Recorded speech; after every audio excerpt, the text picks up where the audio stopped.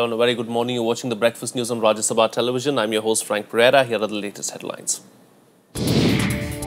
Little forward movement at the 18th SAARC summit in Kathmandu as Pakistan blocks connectivity agreements. Cold vibes between Prime Minister Modi and Sharif expected to persist into the retreat for leaders today. Government assures Parliament it will trace all black money at an appropriate time. Opposition lashes out over government's promise to bring the money home in 100 days, stages a walkout. In a signal to foreign investors, Attorney General advises Centre not to appeal in tax case against British telecom major Vodafone. And more than 400 arrested in Ferguson as violent protests now into the third day show signs of spreading to other cities. Protests in Boston and New York against the verdict as well.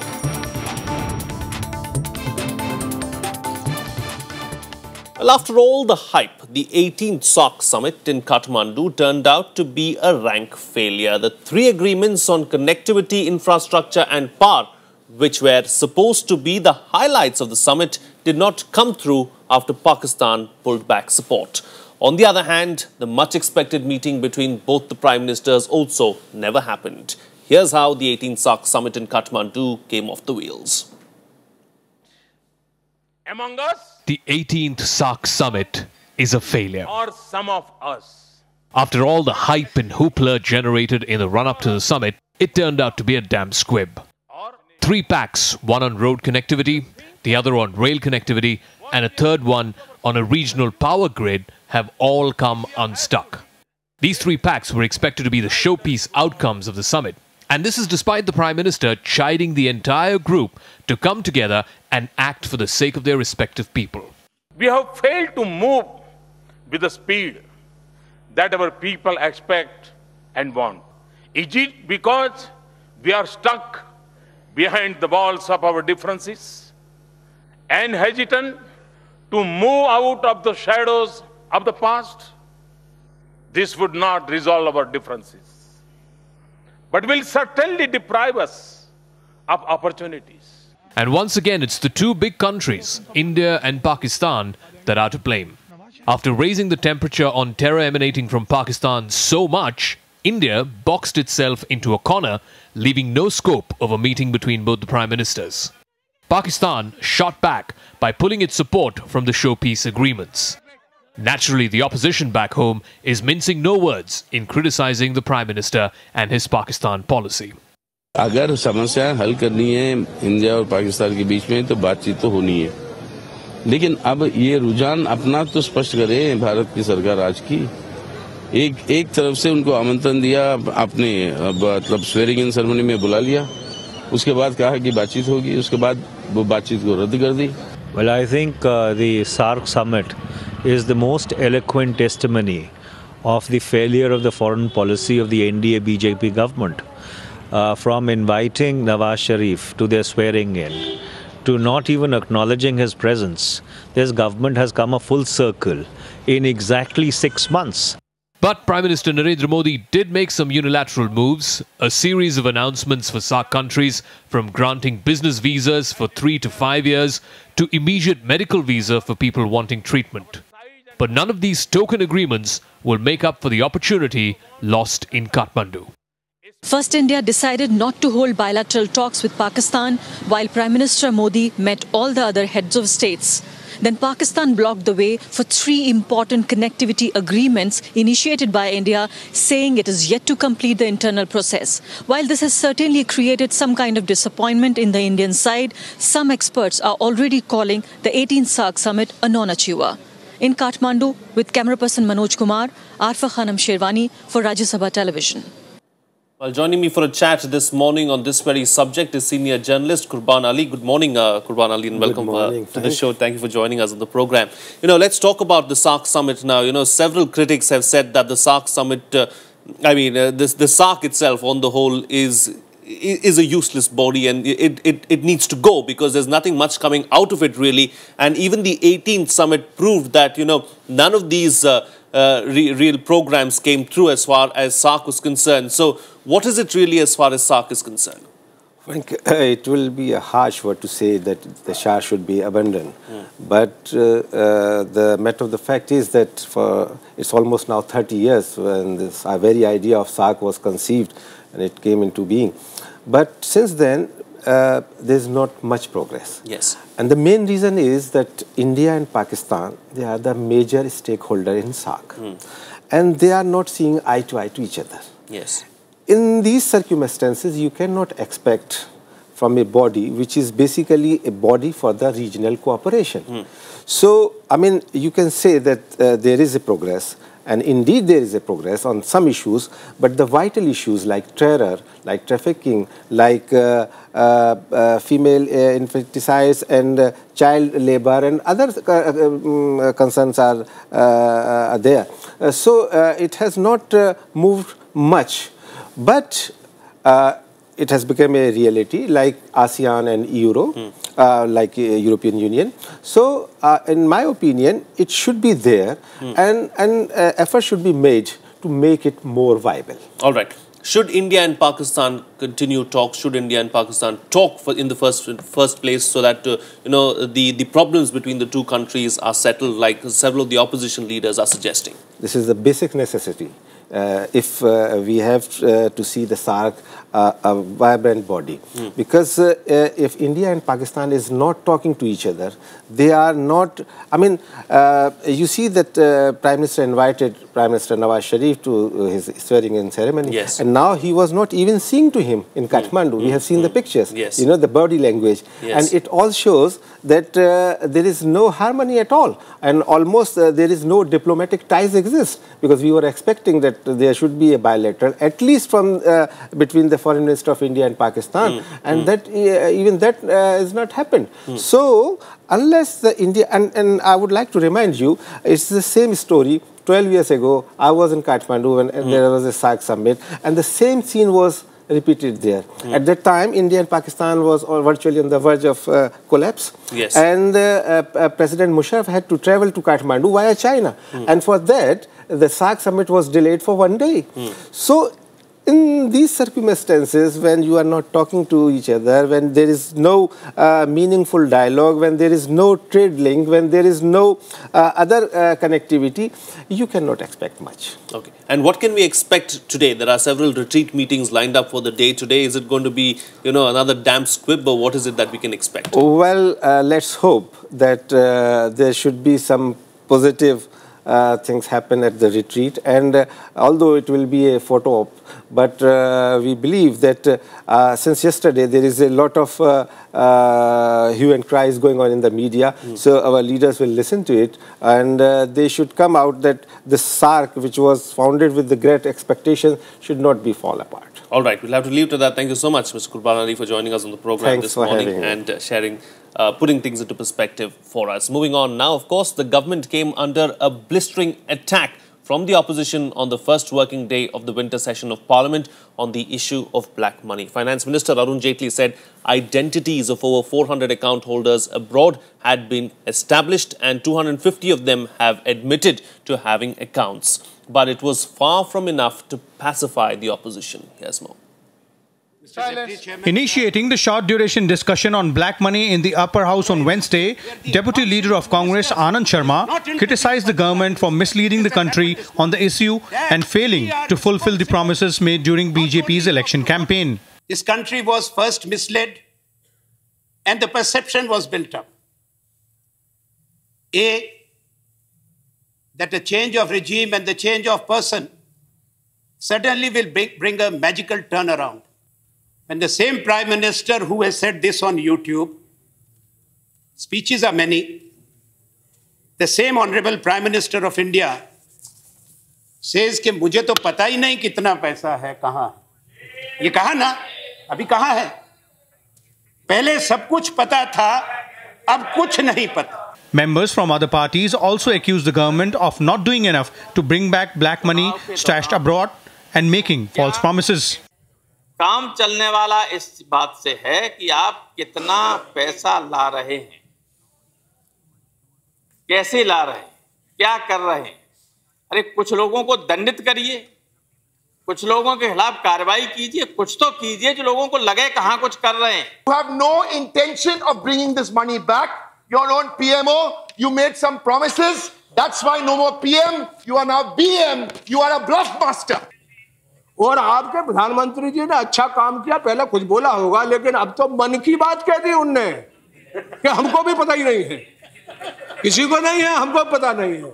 ये झंझट से इतना परेशान हो गए तो उनने सही बात तो कभी कभी परेशानी बोल देते, तो बोले मन की बात है हमारी, मन की बात में तो झूठ नहीं बोलता।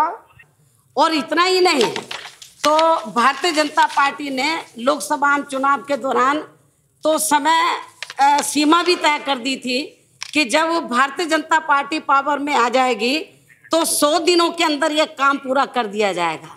100 दिनों के अंदर ये पैसा तो देश की जो गरीब जनता उनके खातों में 15-20 लाख के हिसाब से भेज दिया जाएगा। लेकिन दुख की बात यह है कि अब इस पार्टी की सरकार को केंद्र में बने हुए 6 महीने पूरे हो चुके हैं और अब हमें इनका ये वायदा ठीक उसी प्रकार से खोखला साबित होता हुआ नजर आ रहा है जिस प्रकार से केंद्र में कांग्रेस पार्टी के शासनकाल में इस पार्टी का देश में गरीबी हटाओ का नारा खोखला होकर रह गया था। Replying to the debate, Finance Minister asserted that the government was on the right track regarding black money and disclosure of names at this stage would be detrimental to the entire process. If we indulge in a populist, adventurist stance, all right, let me put everything on the net. Some members said put everything on the net. This will help the account holders. The issue is not whether to disclose their names or not. The issue is when to disclose their names. We are completely committed and sincere in our efforts to identify every account holder. However, Congress and TMC members walked out of the House expressing dissatisfaction over the reply given by the Finance Minister. Vishal Rajya, Rajya Sabha TV, Delhi.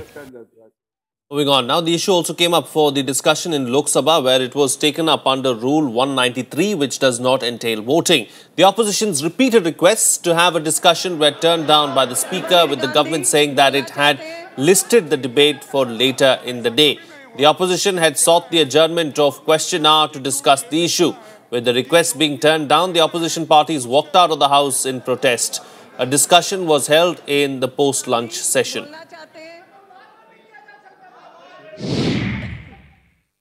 अब तो अधिकार मिला, 100 दिन तो बीत चले गए, अब तो प्राइम मिनिस्टर हो गए, संपूर्ण अधिकार आपको है।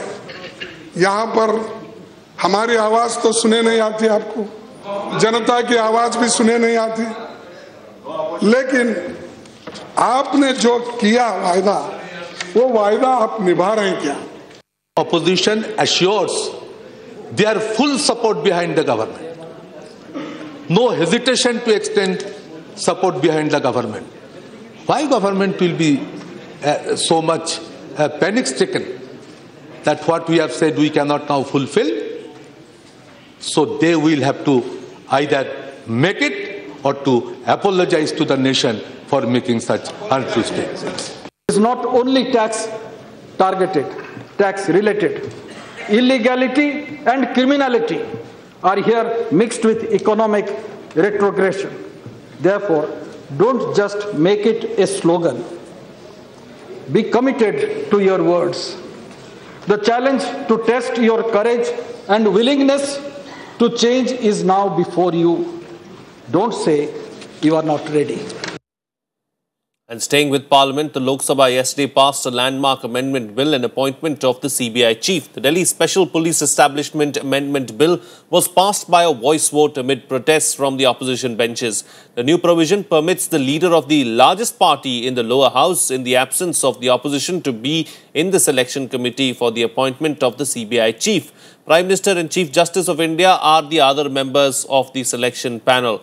Earlier, there was no provision of the leader of the single largest party in the panel. The Congress has alleged that amendment is aimed at keeping the opposition away from the selection process. Salary and allowances of leaders of opposition in Parliament Act 1977. The leader in that house of the party in opposition to the government, having the greatest numerical strength. This is the definition. अगर इस definition को अगर आप मानते हैं तो आपको Delhi special police act establishment act को अमेंडमेंट करने की जरूरत नहीं. All that is being submitted is to supplement the honorable member's concern for upholding the credibility of the CBI and for making the process of the appointment of the CBI director more transparent, more smooth and more facilitated. We're slipping to a short break now, but still to come, massive culling operations underway in Kerala amid concerns over spread of bird flu. That and more on the other side. Stay tuned, we'll be right back.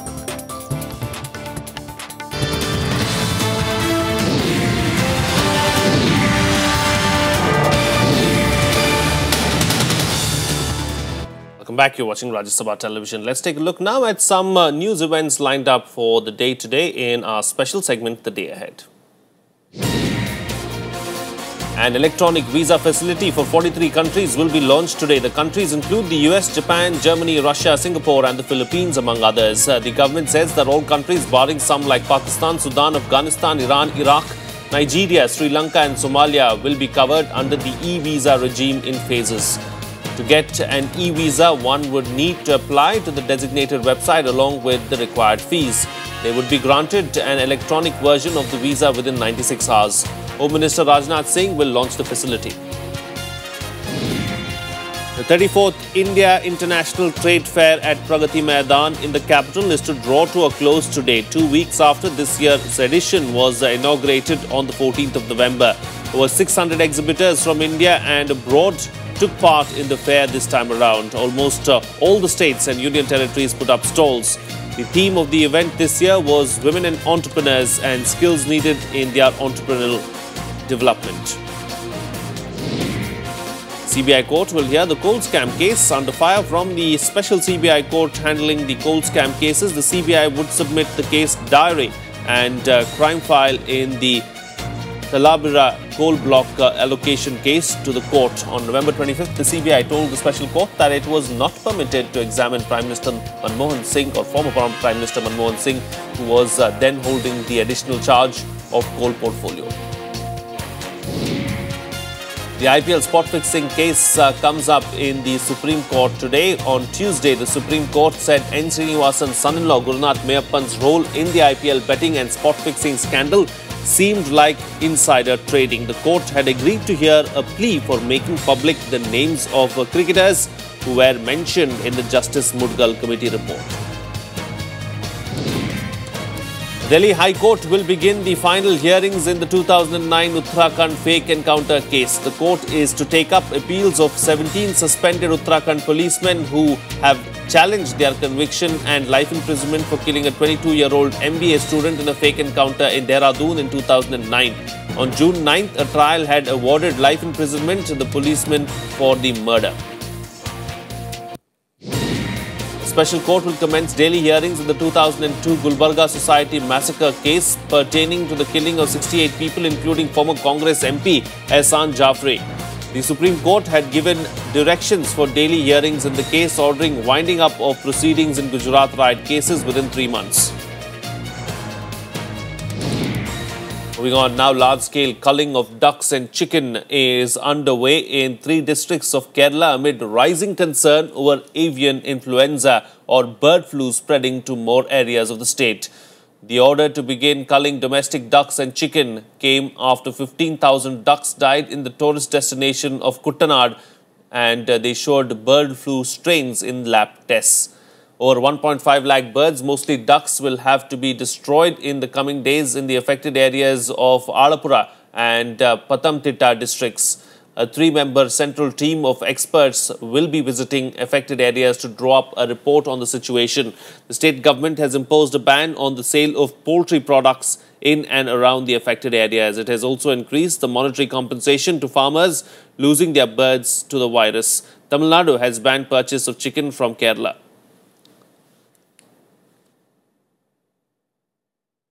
Over to some international news now. Looting and arson raged into the third night in parts of Ferguson in the United States, even as protests move into other US cities, including New York and Los Angeles. Over 400 arrests have been made so far. Meanwhile, the policeman who pulled the trigger on the black youth spoke publicly for the first time, defending himself. Here's more. Outrage over Ferguson verdict escalating across the United States. Demonstrations from New York to Seattle were mostly peaceful, but rioting broke out in Oakland and California. For many protesters, the death of a black teenager, Michael Brown, and the absence of indictment for the officer who shot him are symbolic of the racial injustice in America. Nobody is asking that we be treated, especially we're asking we be treated the same. Young white men aren't killed by police in the same rate.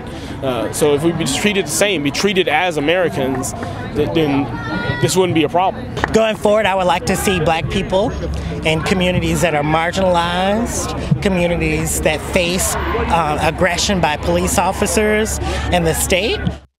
Police forces made 44 arrests, but officials said they are surprised by the upscale of violence in protests. Appealing for calm, Obama asked people to engage in constructive dialogue about racial tensions and law enforcement rather than resorting to violent protests.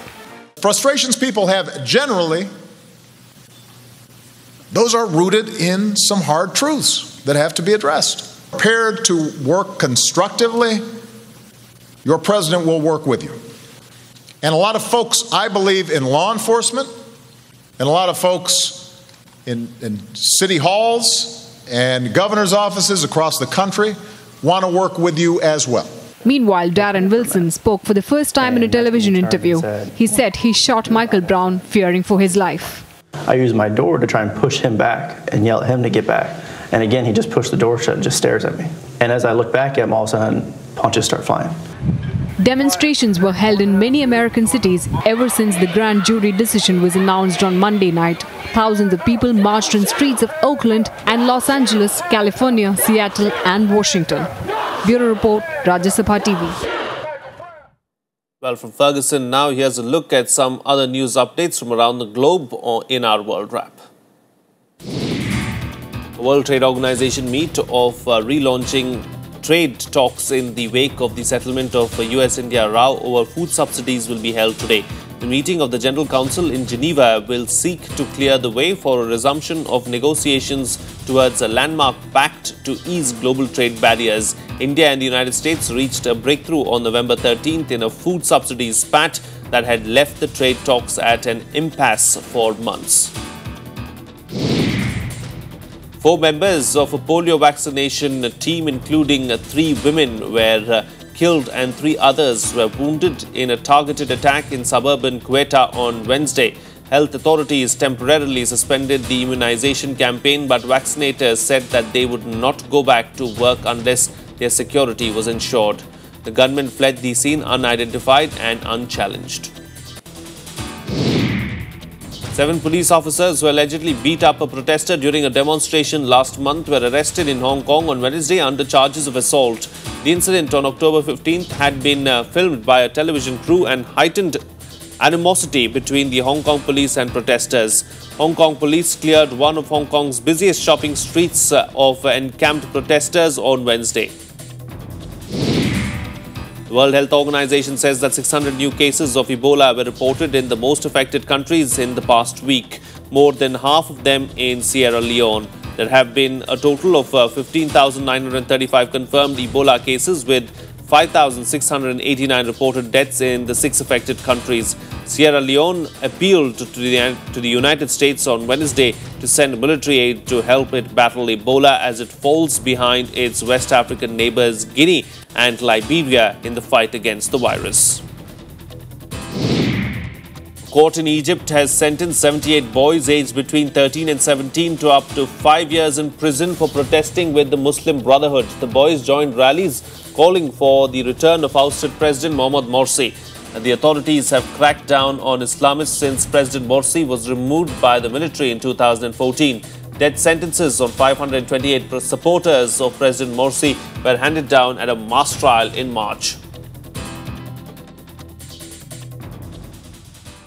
Moving on now, there could be a breather for the British telecom giant Vodafone from the Indian government. Attorney General Mukul Rohatgi has advised the Income Tax Department not to pursue the 3,200 crore rupees tax demand from Vodafone. The government's top lawyer advice comes in the backdrop of Bombay High Court judgment last month favouring Vodafone in the tax dispute case. The government had planned to appeal against the judgment, but keen to be seen as investor-friendly, the government may heed to the Attorney General's advice. Vodafone, which is the biggest foreign corporate investor in India, is caught in several tax disputes with the IT department, which accused the telecom giant of underpricing shares in a rights issue to the parent company in 2010. Moving on to the global stock markets now, US stocks rose on Wednesday as the energy sector was once more the largest weight on the market as crude prices continued to flirt with multi-year lows. The Dow Jones Industrial Average rose 12.81 points or 0.07% to end the day at 17,827. Standard & Poor's 500 index gained 5.8 points or 0.28% to close the business at 2,072. The Nasdaq Composite added 29 points or 0.61% to finish at 4,787. Gold prices rose by 30 rupees or 0.22% to 26,918 per 10 grams on Wednesday as speculators created fresh positions on a firm global trend. Silver also advanced by 90 rupees or 0.78% to 36,540 per kilogram on increased offtake by industrial units and coin makers. While most Asian stocks fell today as Japanese shares retreated on a stronger yen and a drop in oil weighed on energy companies. Japan's Nikkei is down by 56.40 points or 0.32% to 17,327 at the start of today's trading. While Hong Kong's Hang Seng lost 87.23 points or 0.12% to 24,111 at the beginning of trading.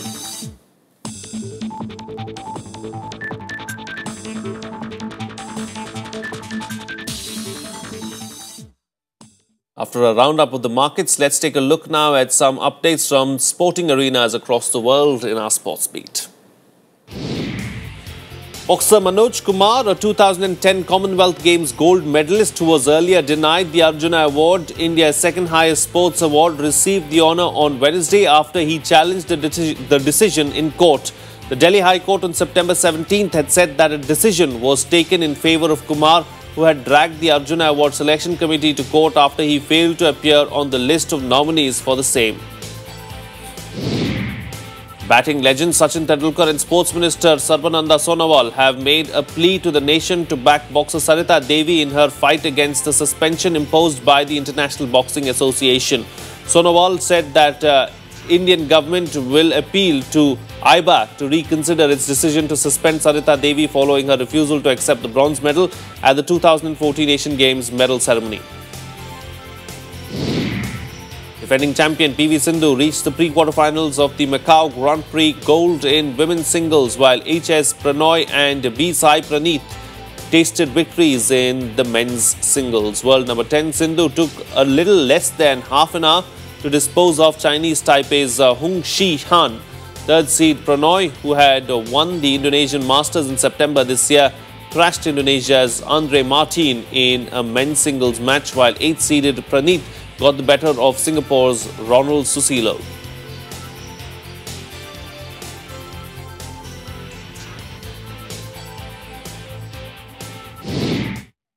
And we'll wind up today's bulletin on a festive note again. Department stores in New York have some rare and elaborate window displays up for Christmas. I'm going to leave you with these visuals. Have a nice day.